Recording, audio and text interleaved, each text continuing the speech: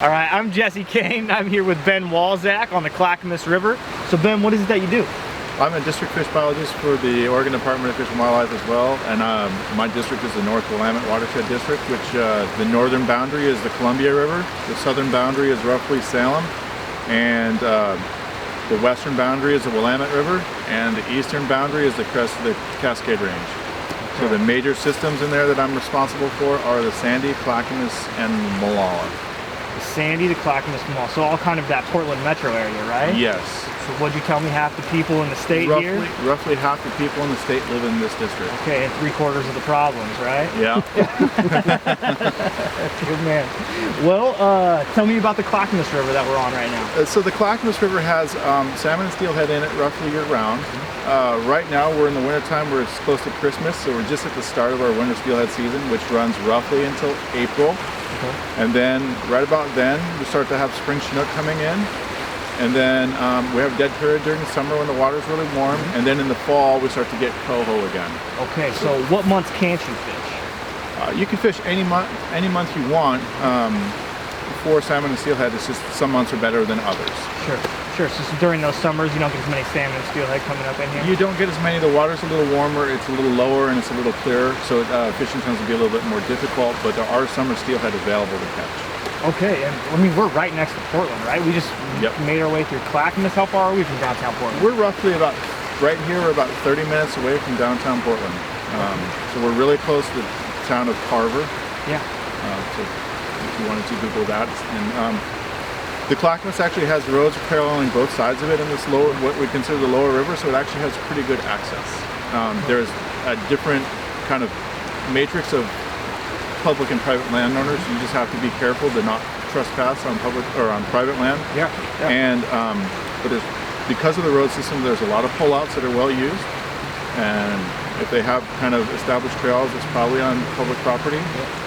As well as Metro has parks, county has parks, and the state has parks, kind of in this whole lower river. So if you just do your homework, there's definitely options for you to find nice spots like this where you can actually get away within a relatively close amount of time.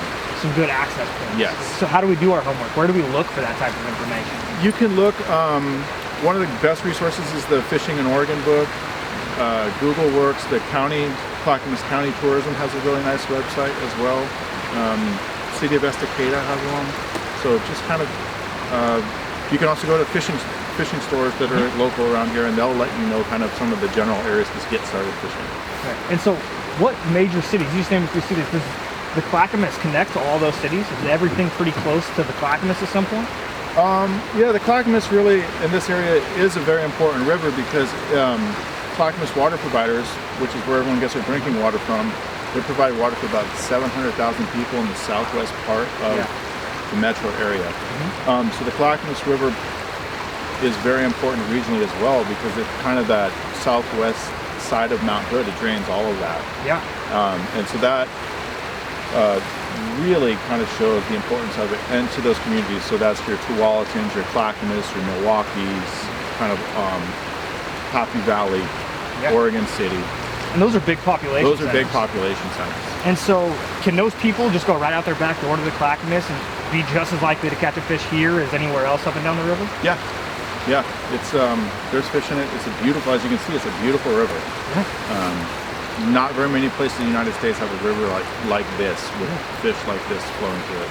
Yeah, so I hear people talking about that all the time, like, hey, where can I go fishing? So if it is just right out your back door, I mean, I've heard people talk about it's time on the water, lines in the water. Yep. And so you can just find a location right outside your own back door on the Clackamas or any other river that you're near and have a shot at catching a steelhead. Yep, that's convenient to you is what I would say. Like, the Clackamas is a big river, so a big river can be intimidating, but it also means you have a lot of opportunities. So find a place that works for you and focus on that and then work outward until you start to understand it a little bit. So I don't have to go all the way to the chutes. I don't have to go over to the coastal rivers. No. I can stick around right here. Yep, if you wanted to. Ben says if I want to, I can catch steelhead right here. Yep. Okay, so what's the best time of year to fish for steelhead? You know, anywhere from January to April is really good when the flows are not like this where we're up in the willows. Like if the flows are kind of more moderate and it hasn't rained in a little while, there's opportunity on the Clackamas. I've heard that like few days after a rainstorm. Is there something to that? Yes, and as you start to see the water, right now is a perfect, we are coming off of like an action stage, almost flood stage. We're still like just a couple feet under action stage. So we're still in the bushes, in the willows. There's not a lot of soft areas to fish. That's what we'd be looking for. And as you can see, the visibility is very poor. As soon as this visibility starts to get a little better, you can find spots where fish can actually see your offerings. So what do you mean by a soft area? What does that mean? It means, well, if we were to like throw something in the river, or try and swim in this, you're just going to go down right now. It's moving really fast. So fish, they don't want to move in this fast water either. They're going to hang off to the sides where it's kind of more or less still water. Okay, so a soft area is somewhere that the current isn't moving, like maybe a little pocket on a curve or something where things move back water? Yep, this inside part of these corners is really nice. They'll sit in that.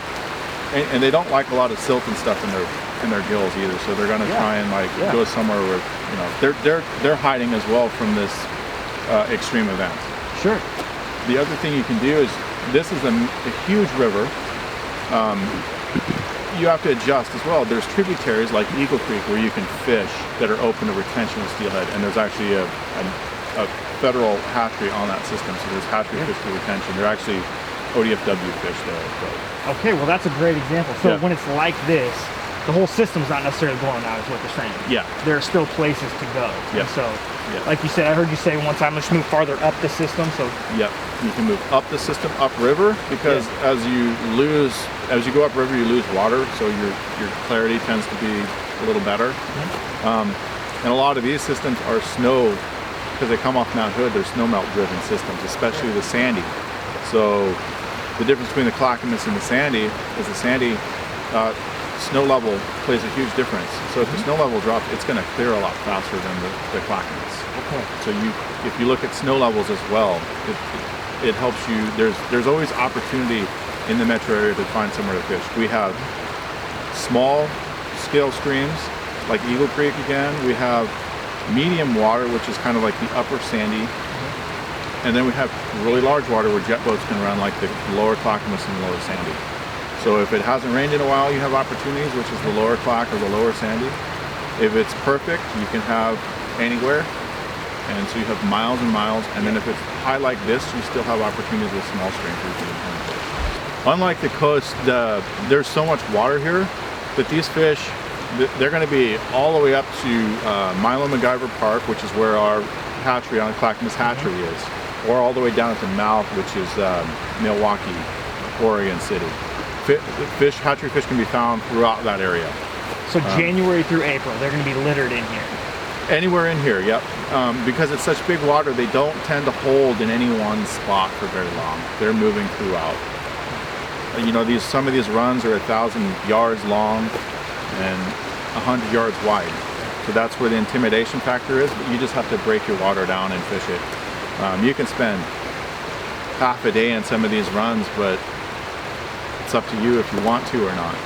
There's 10 of them in this section that you could fish. Has the run timing on the Clackamas changed much? Yes, so the run timing has changed on the Clackamas.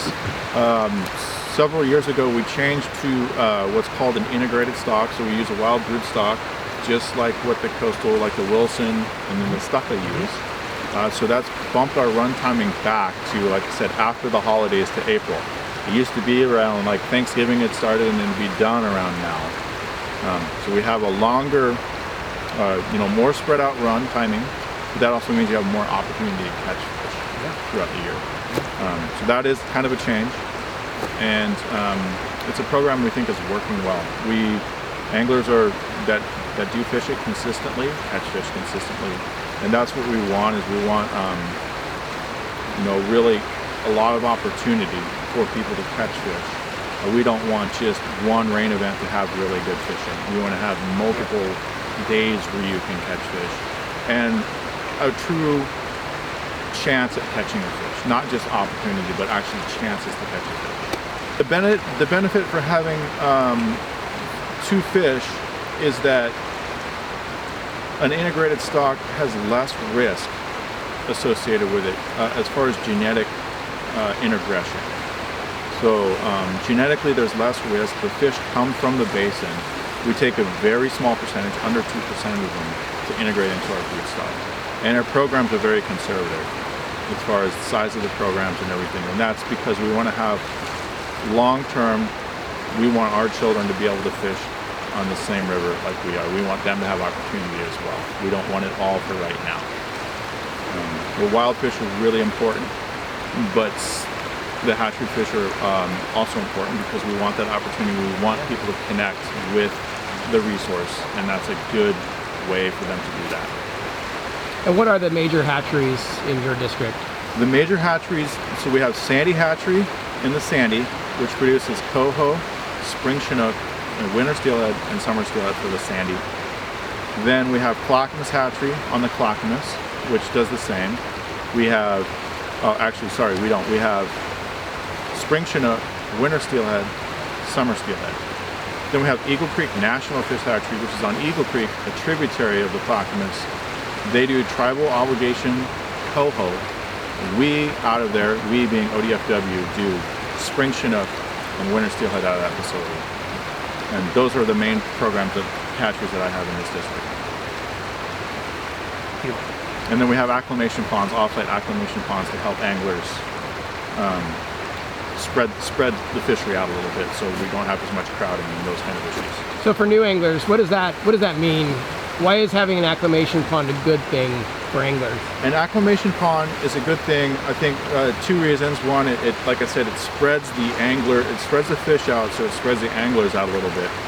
Yeah, on the Sandy, the acclimation ponds, really we do spring chinook in them, and that's because we get better survival there, we get better return, like homing back to that location.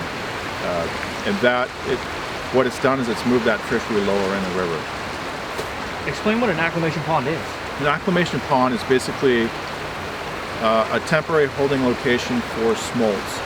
When your smolts are starting to smolt, they get stress, and when you put those fish at that time, that stress allows them to imprint on that location, and so they return or slow down in that location, allowing anglers to target them better at that site. So that's again what happens like on a large river like the Clackamas. We don't want all those fish running all the way up to our hatchery right away. We want them to slow down in a couple spots so there's more opportunity for anglers to catch those fish throughout the system, throughout the run. Same with on the Sandy. So by taking a percentage of those fish and then placing them at different portions down the river, they'll come back to those spots. Maybe hold for a week or two to create more opportunity for going to the next spot or two. That doesn't mean they always hold only out in front. It means that they'll slow down in there for a little bit, and they're kind of a little unsure themselves. Again, we don't want them in one event. We don't want every fish to run all the way up to the hatchery. That's not what our hatcheries are for. And so what are the main fisheries in your district? Again, I would say winter steelhead in both the Sandy and the Clackamas are probably number one, and then after that, probably most people would do coho, and then lastly spring chinook. But the spring chinook on the Sandy can be a pretty good fishery. Just accesses can be difficult at times, depending on the flows and locations where you're fishing. And the Clackamas, we're working on to try and make that a better fishery. Are the Clackamas and Sandy remarkably different rivers? I've just heard that the Sandy is a glacier-fed river. Does that change the dynamics between the two rivers? It does a little bit. The main change is that you can in the wintertime, when the snow level drops, it clears a lot faster, and then in the summertime when it's hot, it blows out because the glaciers. You start to get glacial till on the river, so it's not as fishy. Where the summer the clock is low and clear. So those are